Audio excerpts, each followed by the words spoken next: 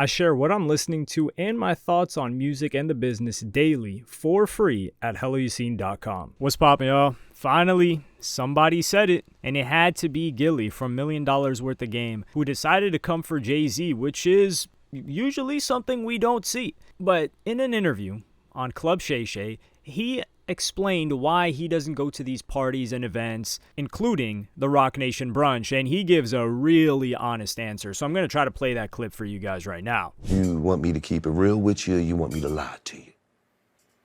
Keep it a buck. I said the Rock Nation brunch ain't of nothing but Jay-Z putting a bunch of on the lawn and then going in the back door and saying, I told you I still run this shit. Give me the money.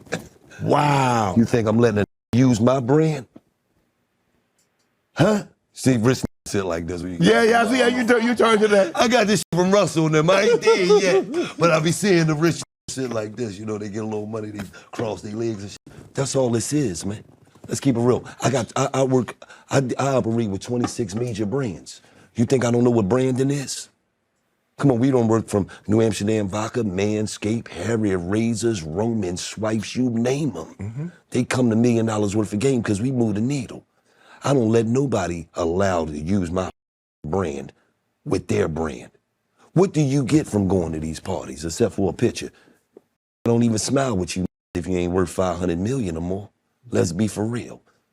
The only smiling they do is when the billionaires in the picture. Look at all these broke ass on the lawn. Come on, man. I ain't with none of that shit. I don't want to party with you. I built a way for myself. I made a way for myself. I made my own way. Me and God, man. So I don't want to kick it with you. I don't want to do nothing. I want to stay in my own world, smoke my weed and make my content and keep kicking you asses. That's what I like to do. I learned that all of that shit is fake. Really? Yes. All of it, that's why I don't go to no parties. Because all of it is fake. All of it is a bunch of fluff. All of it is a bunch of drunk lying to each other. Man, we gonna get together, man. Mr. Yeah, baby. Yeah. I ain't even got your number. Shut up. You ain't got to lie to me no more. I'm rich. Matter of fact, I'm tracking you now, and I might buy a couple of you masters. So you ain't got to lie to me no more. So after hearing what he just said, it's accurate, and this is the thing. You need to hold your horses before all the emotional Jay fans start saying, man, he's saying the blah, blah, blah. Hold on. Think about it from Gillie's perspective. What Gillie is saying is, hey, I have my own brand. I don't need any of you guys. Keep in mind, the majority of the people at the Rock Nation brunch, either they are doing business directly with Rock Nation, or they looked up to Jay-Z. So for them, they're so happy to finally meet Jay-Z. Gillie grew up rapping. He grew up in Philly. He grew up not with Jay, but he doesn't look up to Jay in the way that these people do. Maybe he does from business moves. And if he does look up to Jay from business moves, how frequently do you see Jay at someone else within hip hop's event? How rare is that? Maybe you'll see him at a big sports event where he can benefit, or you'll see him at a tech corporation event, maybe at a Square shareholder meeting, but you don't see Jay handing himself out like candy on a Halloween evening. But everybody else is doing that for Jay. And this is what Gillie's saying. And he's saying that Jay leverages the love that people have for him and their willingness to show up to certain events. And it's a brilliant event, the Rock Nation brunch, while it was still ongoing, because it was exclusive, but the exclusivity, you are also doing Jay a favor. It's almost like the white party. And academics has gone in on people going to the white party, and it's just a way for people to be around other famous people. And some people will say, oh, like quote unquote networking, but he said you're going to get a picture. That's basically what you're going to get out of the event. But Jay-Z can leverage the event and say, hey, look, all of these people took a picture with me. It's not Dominion, but I have the respect of this entire audience that I can bring to you, a brand, a corporation, etc. And how much do you value this thing? Do you value it highly? Well, you can pay me.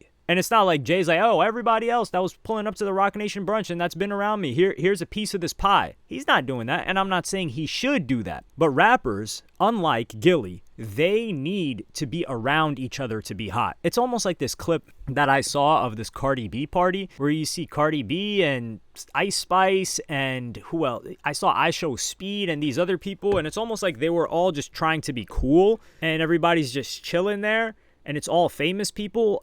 and their intention is to make sure that everybody knew that they were being seen amongst each other. I was surprised that IShowSpeed was even there. Not that he wouldn't be invited, that he would actually pull up to the invitation. He just seems like the kind of guy that doesn't want to show up to something like that. So your presence is very valuable when you have a strong brand. And what Gillie is saying is that unlike rappers, because like I said before, if you guys have ever heard of the cheerleader effect, I'm going to connect this to this point. Trust me. It's when there's, let's say, let's just say a group of girls, like 4 to 8 girls, and then they're walking together and they all look really pretty as a group. But then if you were to individually look at each one of them, you would think that they were significantly less pretty than when they were put together in the group. So it's almost like this group of them makes them prettier all, but if they're solo, it's not the same effect. That's a rough explanation. It's the same thing with rappers.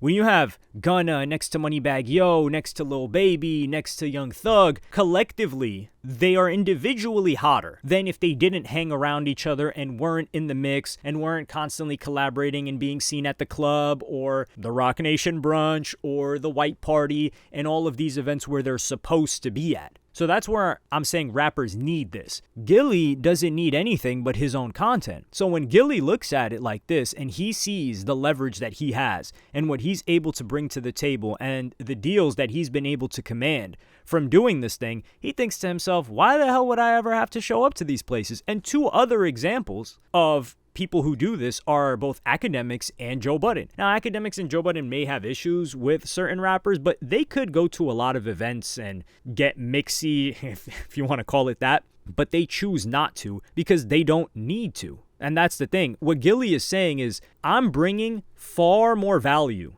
going to these events than I am getting. I'm basically getting nothing but a picture. That's how he sees it. Some other people might see it as, I had a great experience and that was worth the value that I brought to it. And in that case, it's an equal value exchange. It's a person by person basis.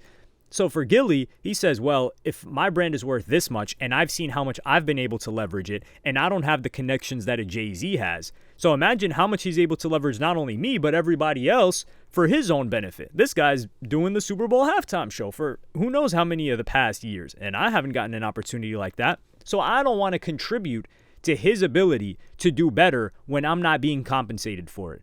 And that's something that makes perfect sense. Joe Budden doesn't really go anywhere. And that's because these guys, people are there strictly for them. They don't need to play games to be lit. People are there for their personality and for their content. And I think that's why Joe Budden loves podcasting. I don't think Joe Budden dislikes rapping. I think Joe Budden disliked everything that came with rapping because the guy was a really very, very skilled rapper, a solidly good rapper. Some may even say great. I did a whole tier list, actually, where I put Joe Budden. It was on a stream. The VOD is up on Patreon. You can check it out there if you want to. But that's a good point that he makes, and I think fans or viewers or consumers need to take that into consideration instead of just trying to pit them against each other. That's not what Gillie was trying to do. And he could have worded it a different way if he wanted to be more diplomatic about it, but he said, hey, you want the real answer? And he gave the real answer. So we got to respect that coming from him. Jay-Z's in a position where a lot of the leverage he has, number one, the majority of money that he's making isn't from music, but he leveraged the success that he had in music and the respect that he had to get into certain rooms and to let them know, hey, I have this influence and you can't really quantify it, but I can show it to you. And that's his strongest asset, and it has been. And it's got him, I mean, he's sold Tidal. He got into the board of Square through that. He got into the NFL through that. And he's just stacking block on top of block. But let me know what you guys think about this in the comments. Like, subscribe, and hit the notification bell if you enjoyed. Go to helloyassine.com. Follow me on Twitter and Instagram. Thank you for watching. Peace.